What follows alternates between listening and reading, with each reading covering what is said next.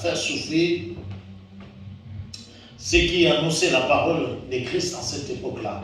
Il y a eu comme une sorte d'opposition. Dans cette opposition, il y avait deux projets. Le premier projet, c'était le projet d'Hérode d'être arrêté pour qui faisait juger les chrétiens de l'époque publiquement, bien aimé. Publiquement. Pourquoi tu prêches? Qui est celui que tu prêches? Il est qui? Le Messie. Nous, le Messie, il vient d'où? Quand on dit, qu'est-ce que vous décidez? Non, à mort. On vous prenait, on vous tuait. Publiquement. Oui. C'est pour nous dire d'où vient l'évangile que nous avons aujourd'hui. Il y en a qui ont payé le prix, bien aimé. Et le prix du sang. Et le deuxième projet, maintenant, ça, c'est moi qui ai divisé comme ça, c'est le projet de l'Église maintenant. Pendant que Hérode faisait ça, l'Église a trouvé, elle était inspirée. En quoi? Par la prière. L'Église s'est mise dans la prière. Quand tu as eu des problèmes, c'est que l'Église, on l'a vu là. Pierre donc était gardé dans la prison. Et l'Église ne cessait d'adresser pour lui de quoi? Des prières. L'Église n'a pas pris les armes. L'Église n'a pas décidé de dire non, si on va les résister, on va prendre des pierres. Quand on va voir les soldats romains ou les soldats sacrificateurs, on va les jeter les pierres, on va aussi les tuer. Non. L'arme de l'Église, c'est la prière. Amen.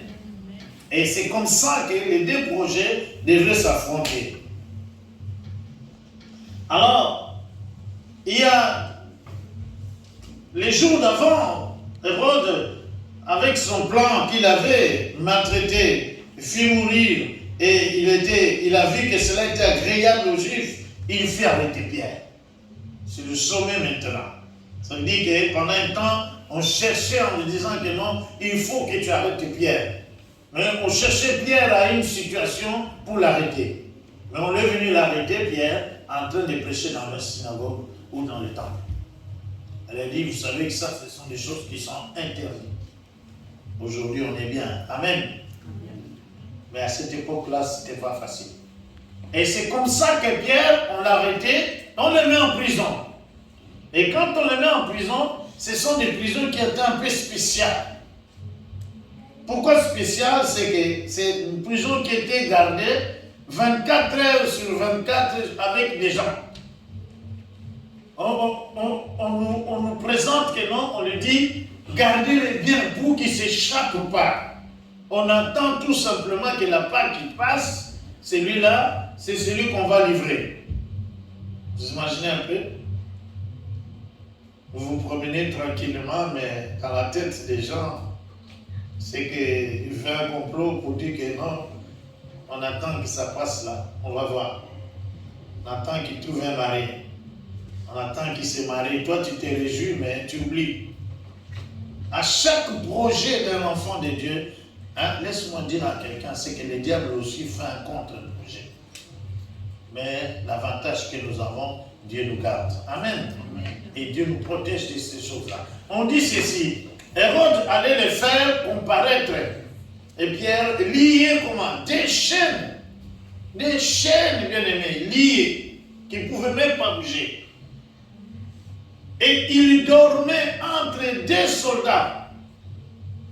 Donc, dans l'endroit où il dormait, les soldats étaient là 24 heures sur 24, comme s'il allait disparaître. Et les sentinelles devant la porte gardaient la prison.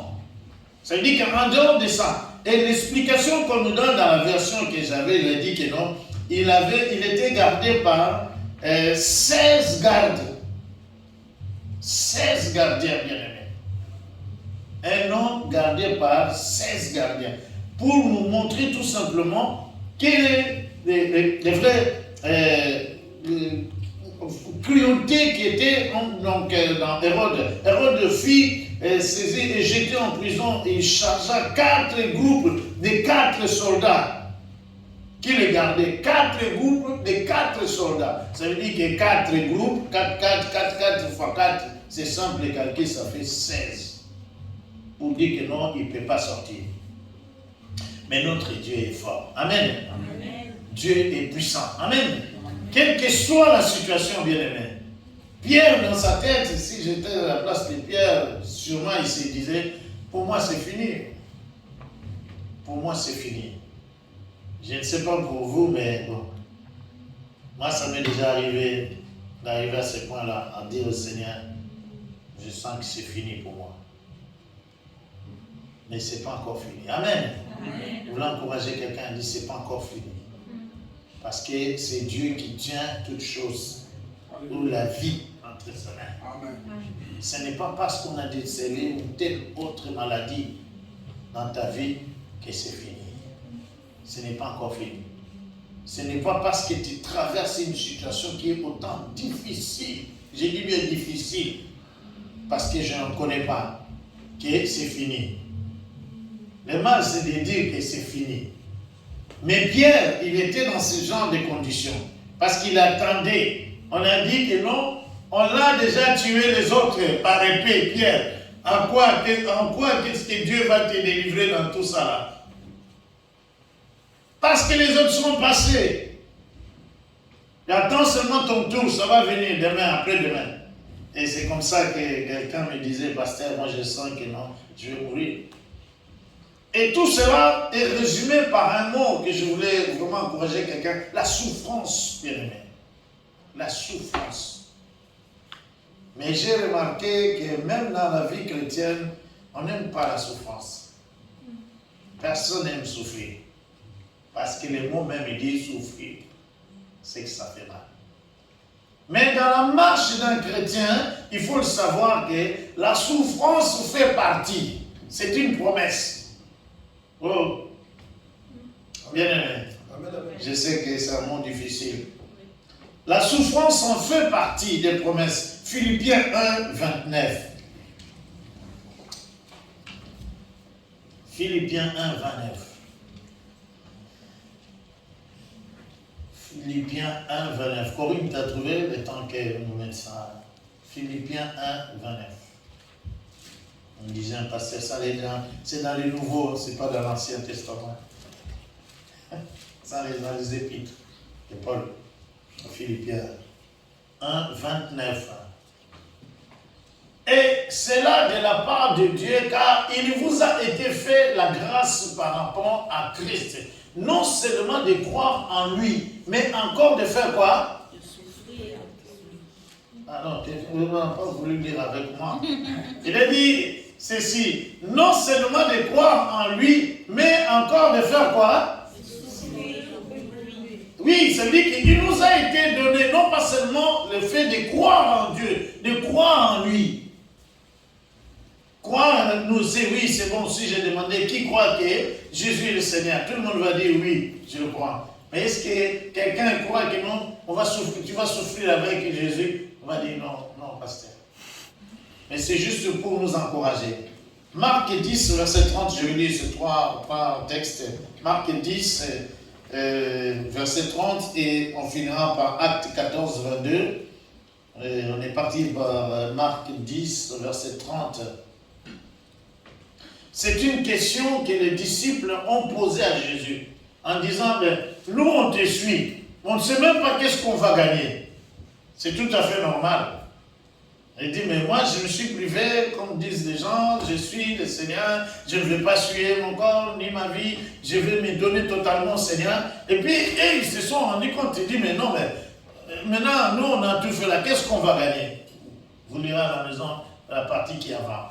Maintenant, Jésus leur Jésus répondit, je vous le dis en vérité, s'il n'est personne qui ayant quitté à cause de moi et à cause de la bonne nouvelle, sa maison, ses frères, ou ses sœurs, sa mère, ou son père, ou ses enfants, ou ses terres, ne reçoivent au centuple présentement dans les siècles ici. Ça veut dire que Dieu nous promet aussi. Ça veut dire qu'on n'est pas chrétien que pour dire que non, bon, on meurt comme ça.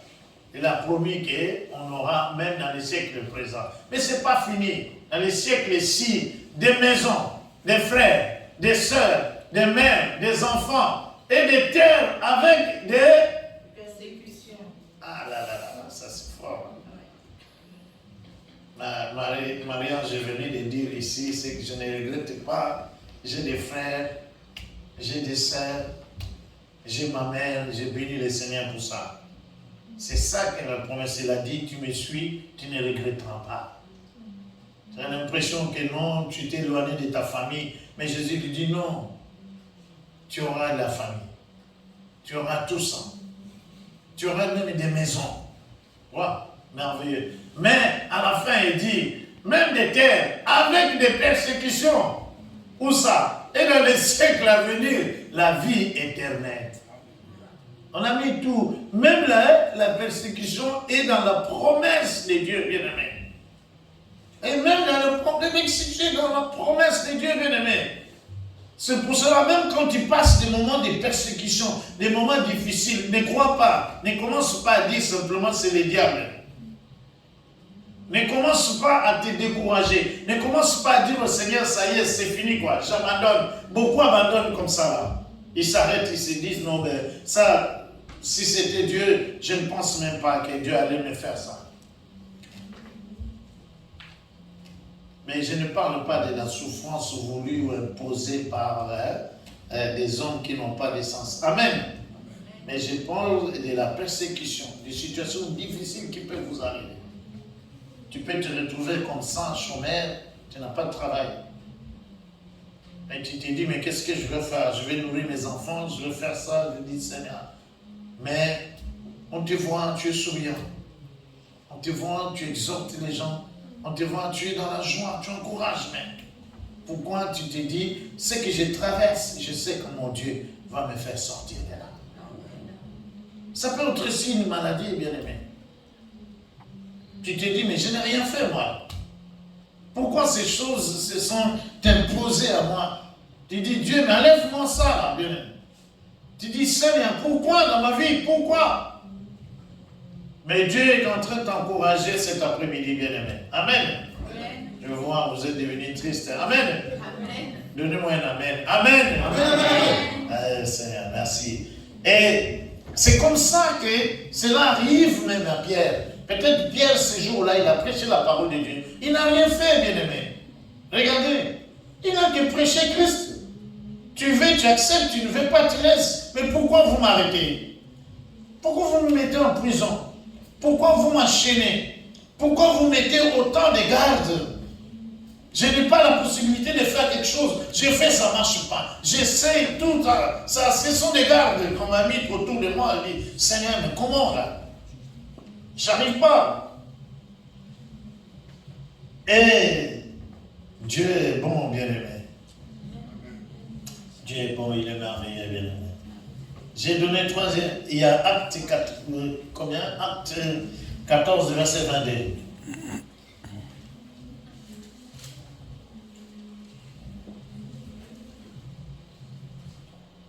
Là, c'est une promesse même pour aller dans le royaume de Dieu.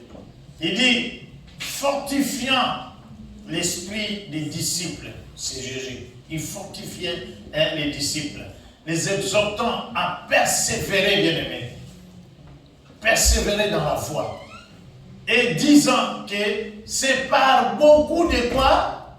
De tribulations qu'il nous faut entrer où? Le royaume des cieux, bien-aimés.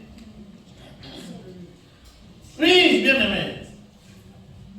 J'ai trouvé des gens là où j'étais qui louaient Dieu, mais ils n'ont pas mangé. Ils n'ont pas mangé, bien-aimés. Ils n'ont même pas à manger, même. Je vous ai expliqué une fois, j'étais parti dans le pays, dans le fond, là-bas, même pas la capitale, loin. Et j'ai trouvé, on était dans une famille, j'ai vu les enfants, une partie en train de manger, les autres étaient dans la petite forêt de la maison. Manger des papayes, des trucs comme ça. Alors j'ai posé la question, celui qui était avec moi, il dit, tu vois là, ici, on mange par des jours. Une partie des enfants vont manger aujourd'hui, les autres, ils ne mangeront pas. Et c'est demain qu'ils vont manger.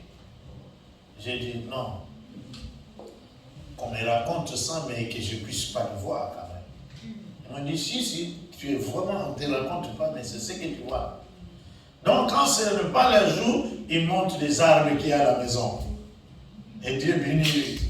Il y a toujours des fruits, il y a toujours quelque chose, des canasiques par là. Ça, c'est eux ceux qui vont manger de la journée. Les autres vont manger les consistants, la soupe et tout ça. Et demain, ça sera le tour des autres. Ils vivent comme ça. Mais quand on m'a dit on va prier, je peux vous rassurer, vous sentez hier, comme on dit en Afrique, l'onction même. Et vous sentez une présence de Dieu. J'ai dit Seigneur, c'est pas vrai quoi. Mais nous en France, c'est pas ça. Quand je n'ai même pas mangé, même l'église, je ne viens pas. Même appeler les frères, je n'appelle pas. Et je commence même à douter de Dieu.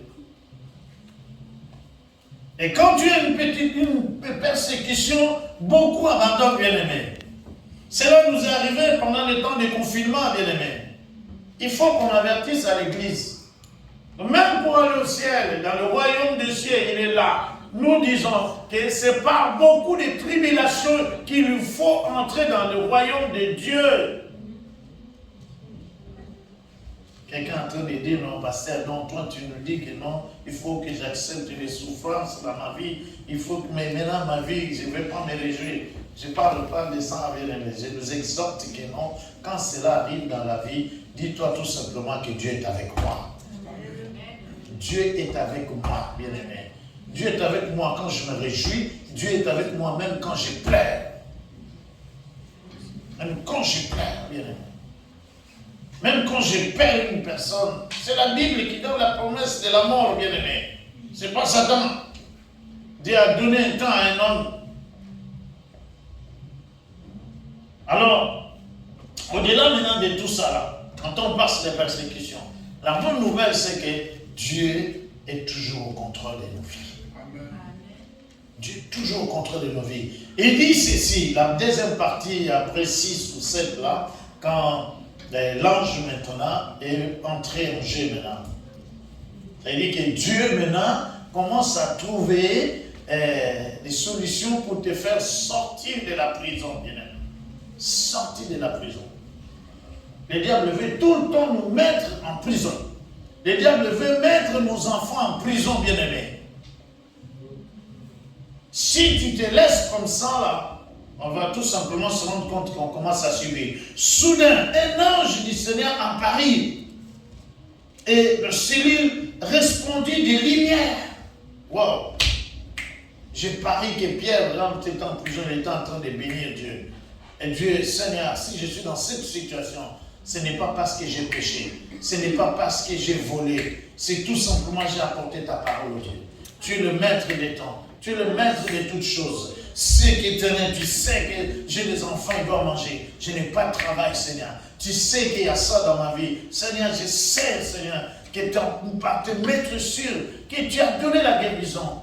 Mais la maladie, elle ne part pas. Il est encore avec toi. Et Pierre, depuis qu'il est arrêté, il a été fouetté, bien-aimé.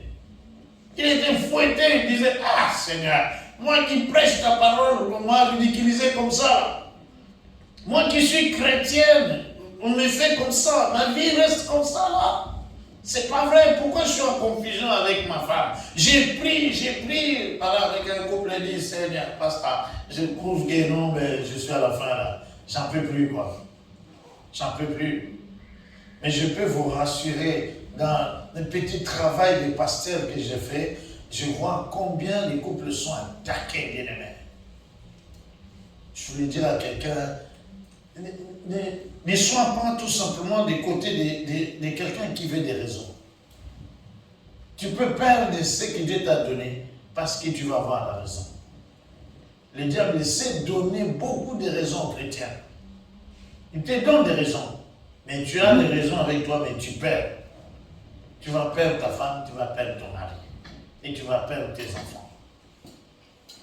Je parlais avec une mère qui est en conflit avec sa fille. Je lui ai dit, non, tu la harcèles, maman.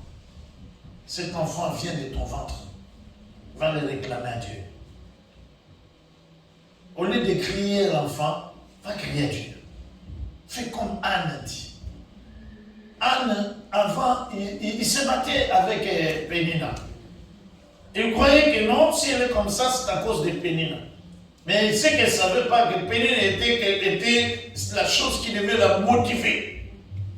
Mais dans la persécution, et le jour où elle a compris, elle a dit que non, mais si, je comprends le jet. Son jet, c'est me donner la soif et de nous auprès du Seigneur. Elle a dit non, celle-là qui, mon mari là, attends, pasteur, tu vas voir ce que je vais le faire. Je vais l'amener spirituellement à Dieu. Amener-la à Dieu. Ma femme l'a dit, oh non, mais comme ça, elle dit, je vais l'amener à Dieu. Je vais plier les genoux. J'ai dit, ah, papa, c'est pas grave. Mais mes genoux là, vont sentir. Et c'est parce que nous ne voulons pas traverser ce temps-là, bien-aimé. C'est ce qui arrive à Pierre. Et la Bible commence à raconter. Et voici un ange du Seigneur survint. Et une lumière brille dans la prison. L'ange réveille à Pierre. Pierre, réveille-toi. Wow.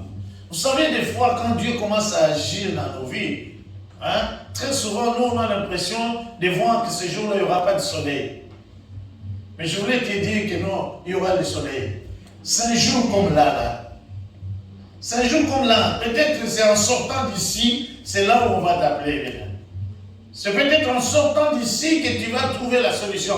Donc il faut s'attendre en tout moment que Dieu peut intervenir.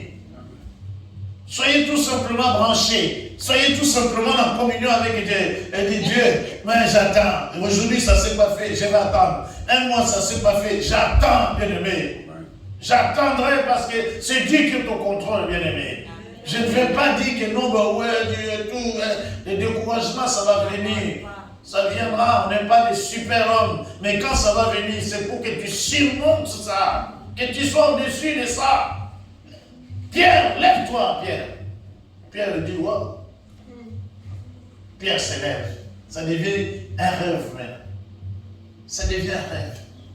Combien ont des rêves là, cet après-midi? Combien ont des rêves? Et ces rêves commencent à aller un peu vers l'accomplissement. L'ange réveille à Pierre en le frappant. Il dit, Pierre, Pierre sent que quelqu'un le frappe. En disant, lève-toi, Pierre. Pierre se lève promptement. Les chaînes, tout ça, c'est s'enlever, tout ça. Bien aimé, il n'avait pas besoin de quelqu'un venir là. Il n'avait pas besoin de quelqu'un. Vous savez, j'avais une situation, alors j'espérais tellement cet homme-là. Dieu est stratège. Je n'ai pas vu où ça va aller foirer, pas du tout. Mais Dieu savait. Dieu savait, c'est que Dieu ne voulait pas que je puisse dépendre de cet homme-là. Et Dieu fait circonstance, même lui-même, la personne, ce qu'il attendait, ça n'a pas marché. Maintenant, la personne, au lieu de me dire que ça n'a pas marché, la personne lui aussi est en train de continuer à me promettre. Et moi, là, j'étais là-dedans. Et un jour, je me suis rendu compte que non, c'était que des mensonges. Mais la première réaction, c'est d'avoir envie d'haïr la personne. D'avoir envie d'haïr la personne. J'ai dit, mais pourquoi tu m'as fait, pourquoi? Alors je sentais la voix de Dieu, elle a dit, parce que tu as tellement espéré en lui plus que moi. J'ai dit, oh Seigneur, mais pourquoi tu vas nous priver, c'était un bien? Elle a dit, non, non, c'est moi qui prends soin de toi. C'est moi qui prends soin de toi. Effectivement, bien-aimé, Dieu prend soin de nous. Dieu prend soin de nous, réellement, bien-aimé. Mais c'est seulement quand on est dans un besoin, et surtout dans la mentalité francophone, donc ça veut dire qu'on perd tout. On s'est dit, bon, soit c'est ça, soit c'est rien là. Dieu, soit c'est ça, soit c'est rien là. Mais Dieu dit, quand tu dis c'est ça, c'est rien, moi aussi je ne vais rien faire. Tu dis, soit c'est ça, soit c'est Dieu. Et dit, Dieu, c'est toi que je veux. Et quand je fais cette prière, c'est là où Dieu a compris, Dieu a réalisé mon vœu. Et c'est comme ça que Pierre frappe et tout promptement, les chaînes tombent et ses mains se sont déchaînées. Mais voilà la suite. Et l'opération commence à se faire. Et l'ange lui dit, mets ta ceinture. communication, bien aimé. Dieu fait des choses dans un silence où on ne crie même pas. On ne crie pas. Et Dieu est en train de travailler là-bas. À cette heure-là, je n'ai pas vu Pierre commencer à se lever par la langue. Je n'ai pas vu Pierre commencer à sauter. Il dit non, Dieu agit. Et l'ange lui dit, mets ta ceinture et tes sandales. Et il fit ainsi. L'ange lui dit encore, enveloppe-toi de ton manteau et suis-moi. Et il ne pose pas la question, je vais où? Tu m'amènes où? Il y a des gardes, je suis emprisonné, je suis... Non, bien-aimé. Il y a des fois, obéis à Dieu, bien-aimé. Il y a des fois, obéir à Dieu. C'est difficile pour nous, mais ce n'est pas difficile pour Dieu. Dis simplement, Dieu m'a dit, je vais le faire. Et cet après-midi, Dieu veut que quelqu'un puisse obéir à la parole de Dieu. Parce que c'est toujours dans la joie quand on veut faire des choses de nous-mêmes. On veut conduire nos vies. On se donne trop de la valeur dans nos solutions à nous. C'est ce que j'ai dit la dernière fois. Tu fais des choses sans prier. Ou tu pries, mais tu ne veux pas agir.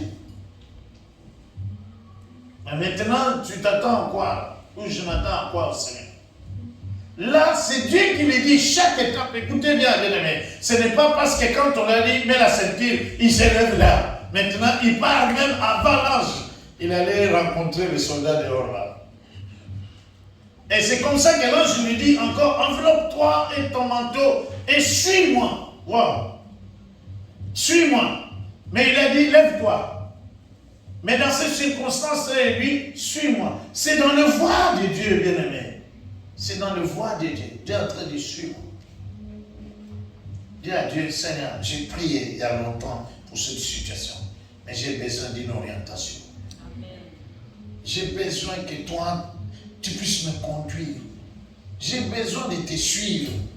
J'ai trop dit, Seigneur, je veux ça, je veux faire, je veux conduire, je veux faire. Mais maintenant, l'air et l'entend, il dit, Seigneur, je vais te suivre.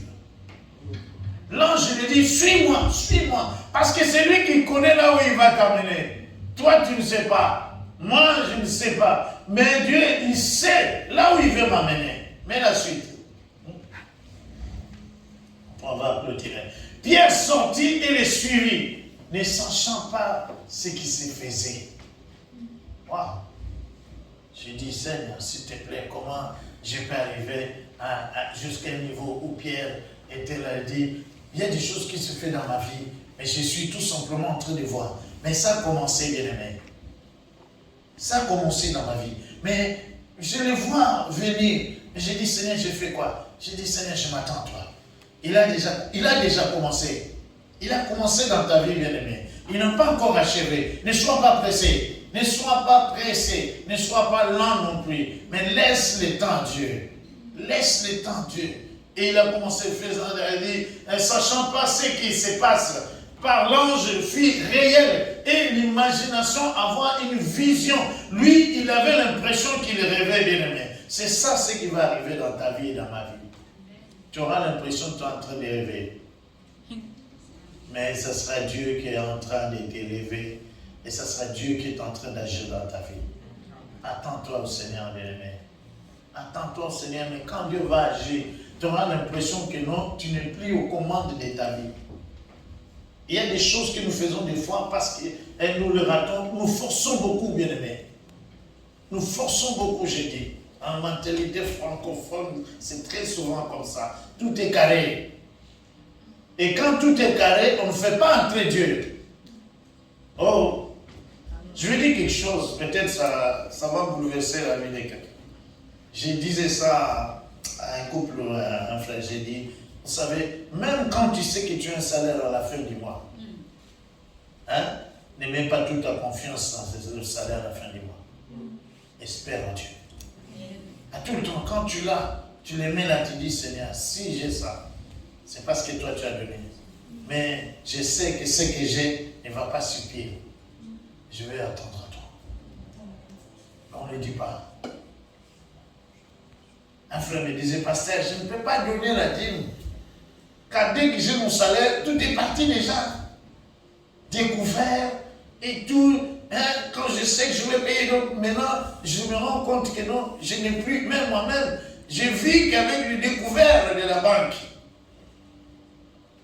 J'ai dit, frère, est-ce que tu t'es déjà confié sans Seigneur? Non, j'ai prié, j'ai dit non, je parle de ne pas prier, de confier sans Seigneur. Pierre n'était pas en train de prier, bien aimé. Pierre était en train de suivre ce que Dieu l'avait dit de faire. Il suivait l'ange. Des fois, c'est nous comme ça. On n'a pas le temps d'écouter. On n'a pas le temps de suivre une orientation de Dieu. On n'a pas le temps de se dire, Dieu m'a dit ça à travers sa parole. Il faut que je puisse faire ce que Dieu m'a dit de faire. Mais nous, ce n'est pas ça. Pierre était là. C'est qu'à un moment, Pierre se rend compte et dit, je rêve ou quoi? Là où j'étais dans une situation, Dieu me l'a fait sortir. Mais comment Dieu l'a fait sortir? Et témoigner ici. J'ai fait une crise. Un soir, ma femme est là. J'ai poussé des cris comme un enfant. Je ne savais pas qu'est-ce qui se passe. On a appelé un médecin de nuit, il est venu. Et le médecin lui a dit non. On a fait une piqûre. Je ne sais même pas si c'était quoi pour me calmer. Et puis le matin, il fallait aller à l'hôpital. Et le matin, je suis allé à l'hôpital. Je me suis retrouvé à une clinique d'Antony. On fait des examens. On dit, j'ai une pierre de 5 mm au niveau de voie urinaire. Je dis, mais c'est quoi ça? Colique néphrétique. C'est pas vrai ça. Qu'est-ce que j'ai fait? J'étais en train de dire, mais des douleurs impossibles. Non, mais la une nuit là, j'ai poussé le cri comme un enfant. Je n'arrivais même pas, je ne pouvais pas bouger, ni les 20 pieds. Et j'arrive, le médecin, et le médecin me voit, il dit, mais oui, mais... Alors, il regarde mes papiers et tout, la sécurité sociale que j'avais. Le médecin me dit, non, mais moi, je ne peux pas t'opérer. Je ne peux rien faire. Parce que ce que tu as là, l'État ne rend pas grand-chose. Moi, je ne peux rien faire, il faut aller ailleurs. Voilà. J'ai dit, c'est pas vrai ça. J'ai sorti là, j'ai chanté, j'ai dit, Seigneur, lui, il est un homme. Il peut dire tout ça là, mais moi, je fais de la confiance en toi. Seigneur, tu dis quoi? Je suis rentré chez moi. J'ai pris un rendez-vous. On me dit non, pas ici, il faut aller à l'hôpital. Je vais à l'hôpital, après quelques mois à l'hôpital, on fait des radios. Le médecin a dit, mais il n'y a rien. J'ai dit, les radios d'Anthony, ils sont là, c'est moi. Il a dit, ça c'est toi. Et puis le médecin regarde, il a dit, lui-même le médecin m'a dit, donc c'est parti, monsieur. Et il m'a dit, c'est parti. Parce que là où on monte, là où il n'y en a plus. Et quand il dit c'est parti, j'avais, je ne sais pas, j'avais envie de crier dans son bureau là. J'ai dit, hé Seigneur, waouh, tu sais t'occuper de moi, Seigneur. Et c'était ma prière du jour, je sortais chez le médecin, je me sentais inutile. J'ai dit, mais Seigneur, même si lui, il a l'impression que moi je ne suis pas considéré dans la société, mais je sais que je suis considéré chez toi. Je me suis révolté comme ça quand je sortais de l'hôpital à Anthony. J'ai dit, lui, il est comme ça. Il peut dire que non, ça là, je ne peux pas être traité de ça parce que mon niveau social ne me permettra pas. J'ai dit, si c'est lui qui dit ça là, mais pas moi auprès du Seigneur. Ah, quelqu'un ne m'a pas dit amen. J'ai dit amen pour moi. Et c'est comme ça que je voulais encourager quelqu'un de ne pas trop désespérer. Dieu est au contrôle. C'est juste un petit temps que Dieu est en train de réaliser, de faire des choses. Et c'est comme ça que quand Pierre sort, même à la suite, est conclu. Lorsqu'il passait la première garde, puis le second, il arrivait à la porte de fer. La porte de fer. On lui dit la porte de fer qui menait à la vie et qui s'ouvre d'elle-même. Devant eux, ils sortirent et s'avancèrent dans une rue. Aussitôt l'ange quitta et partit. Bien aimé, regardez, bien aimé. Je n'ai pas vu là où on est venu faire la délivrance. Là. Excusez-moi, je ne suis pas contre les délivrances. Mais c'était des chaînes. Des chaînes. J'ai montré tout à l'heure qu'il y avait 16 gardes. Mais Dieu a aveuglé les 16. Dieu est capable de te faire sortir dans une situation où peut-être le monde croyait que non, ils vont t'avoir. Mais ils ne t'auront pas, bien-aimé. Je voulais dire à quelqu'un, c'est une prière pour moi cet après-midi. Ils ne vont pas t'avoir. Parce que Dieu a envoyé un ange pour te protéger. La Bible dit, l'ange de l'Éternel campe autour de ceux qui le craignent. Ça veut dire que quand tu vas quelque part où il y a une situation qui est difficile, quand tu pries au Seigneur, le Seigneur a mis un ange autour de toi. C'est lui qui veille sur Israël, la Bible dit, ne dort ni ne sommeille. Il connaît ta situation, il connaît ma situation. Quelle que soit la durée, quelle que soit la grandeur et la difficulté que tu traverses, ton espérance, mon espérance, c'est que Dieu est au contrôle de toutes choses. Il connaît ma vie. Amen. Ma vie est entre la main de Dieu. Ce n'est pas entre les gens qui sont en train de me jalouser. Ce n'est pas entre les gens qui me veulent ma mort. Ce n'est pas entre les mains des gens qui me veulent du mal, bien aimé. Excusez-moi le terme, j'ai dit, je n'ai qu'à faire avec eux. Je n'ai qu'à faire avec eux. Vous voulez du mal? Eh oui, c'est bon. Faites-moi du mal. Mais je vous assure, avant de m'atteindre, il faut d'abord atteindre celui qui est en moi. Si vous arrivez à atteindre Dieu qui a fait de moi le temple là, merci. Mais je ne pense pas. Hérode a cru qu'il avait le pouvoir d'arrêter Pierre et de le faire tuer après la Pâque. Mais il a échoué. Dieu n'avait pas encore dit le dernier mot.